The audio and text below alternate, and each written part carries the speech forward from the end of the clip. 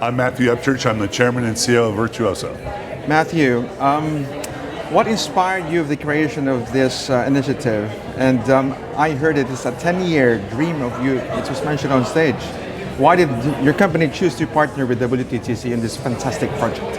Well, I've always respected and thought a lot about what WTTC does to really be able to make governments and people understand the real importance, economic and social importance of travel and tourism. And that's what we were.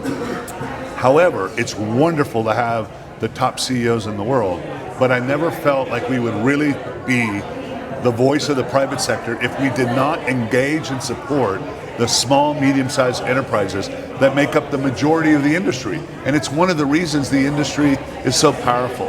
So this has been a dream of mine for 10 years that we would do something that we could engage the SMEs and provide value and help them succeed. You mentioned that it's this portion of the community is not well served. How does this initiative specifically aim to uplift and support them? Well, what we're going to do with Together in Travel is, it's a freemium model, meaning that there's no cost to sign up.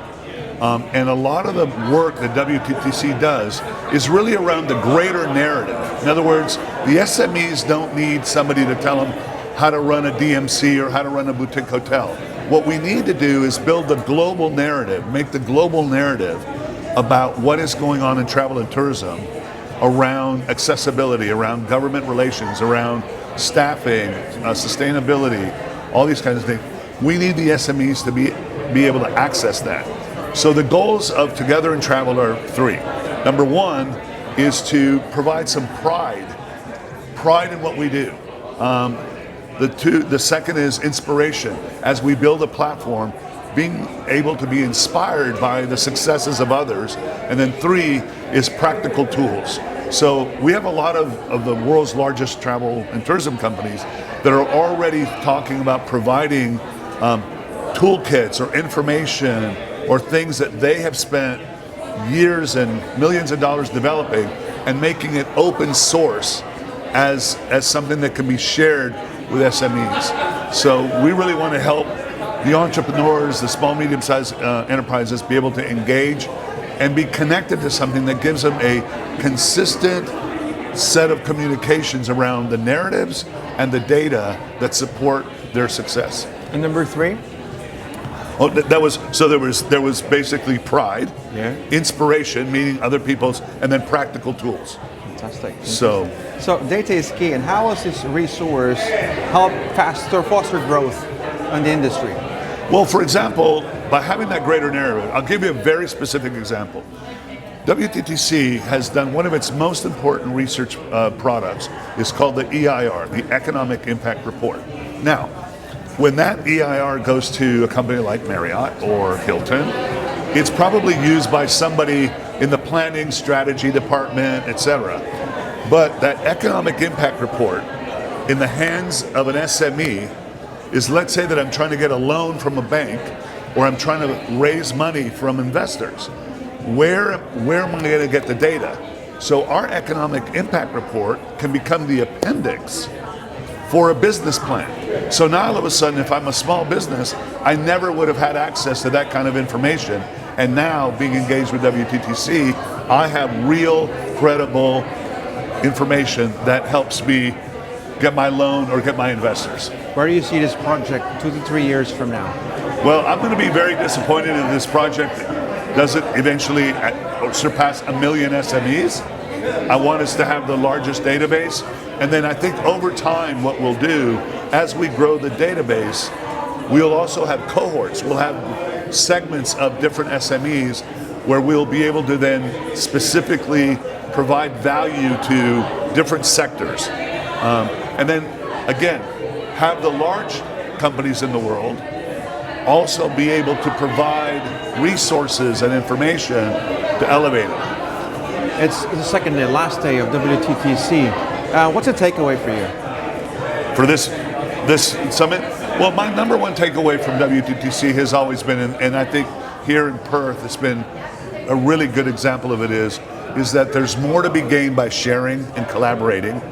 than there is by trying to keep to yourself. So the fundamental idea of us coming together, not too long ago, I asked myself the question, why do some of the big tech companies always talk about domination? And you know why? Because it's actually possible. It's possible to be 85% of search or whatever. But when you have businesses that are based on humans, that are dependent, like travel and tourism, that are dependent on humanity, the best way to succeed is through collaboration. I'm going to go back to the project for my last question.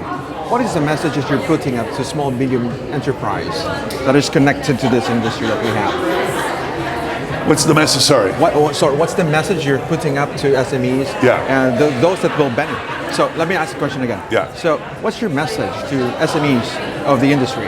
My message to the SMEs of the travel and tourism industry is that be proud of this industry, understand the bigger picture, right?